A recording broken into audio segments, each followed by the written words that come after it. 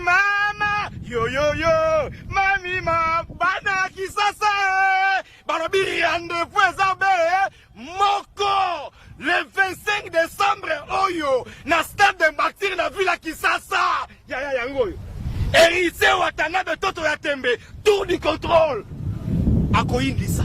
Ako buka stade de Martyr boya koyoka la bonne musique boya komona spectacle wata bongisi pour la bino na bengisi ba bere rouge nyonso ya villa Kisasa babina 2500 francs seulement VIP na $100 ya héritier sabiso bepona nini mama papa mwana kobanga te ata oteki ndaku na bino polele moyiba koyiba te po yemoko moyibi aoza na stade le 25 décembre rendez-vous on n'est pas manqué avec héritier Watanabe losa konabino kaleseuse à la kilote bakitsanga maboko mibale isongoro bizubai kiemba ba obeza ko beba botuna nini biso awa na stade de Martyr kala mingi te stade de Martyr héritier Watanabe ba obi le 25 décembre goga abuka place oyo wata eratakate ta wata na utena malade na ba yo pona no binisa na zemina na pona yo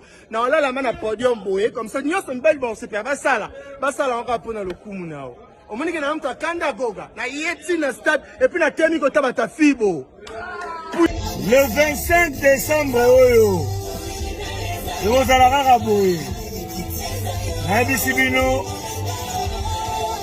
jour wana boya ebele Torozala, Torosepela, avec héritier Watanabe. Héritier Watanabe, Gogan! Mon ami!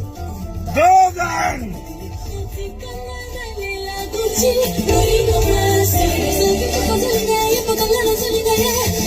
Yoga Mukolo!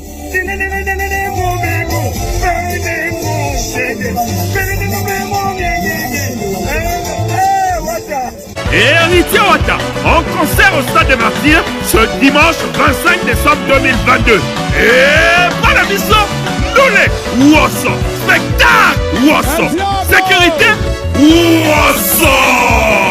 Kozanate, Noël et le monde à la Pulga, Simaya par d'essai, droit d'entrée, 2500 francs place standard, $100 VIP. Ouverture des portes à partir de 9h. On va l'appeler qui? On va l'appeler qui?